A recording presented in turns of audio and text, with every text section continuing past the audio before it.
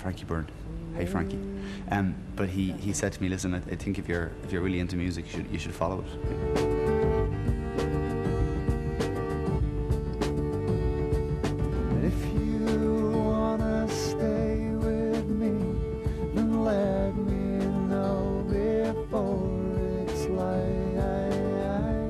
School that day and went home and told my mother I just left school, and she was totally freaking out at me. She's like, right, okay then, you know, because my whole family are very, very liberal, very mellow, and she was like, right, if you're leaving school, I want you to think seriously about music.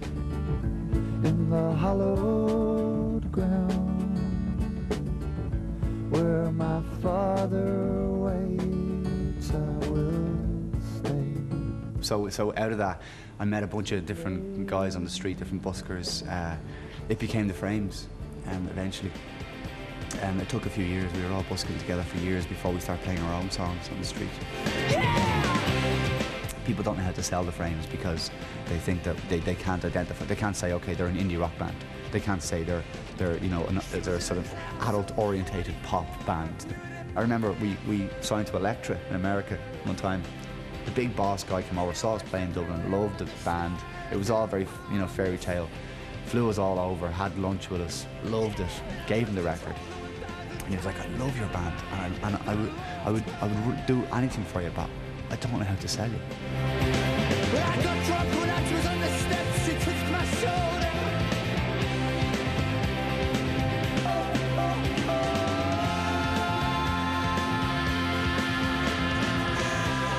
And so for the Birds, which was the Frames' first independent move, the first time we ever sat back at the driving seat and put our hands on the wheel of our own destiny and our own lives and our own happiness and went, right, where are we going?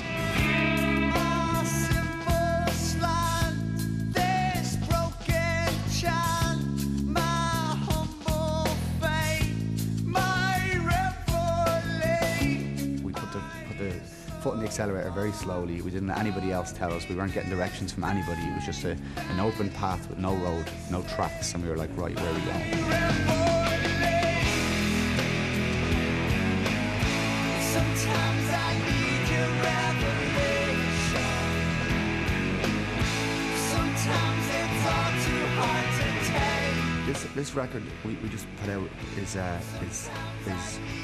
probably it's the quietest record we made, and also it's the record in which I've been wanting to make this record for 5 years. And lay me down in the hallowed ground.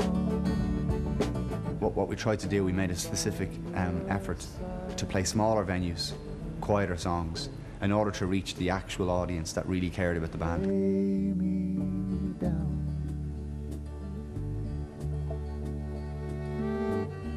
And what's happened now is it's grown very healthily, and what we've got now is we've got like 5,000 names on our email list, and we communicate weekly with those people, and the whole way we operate is outside of the business.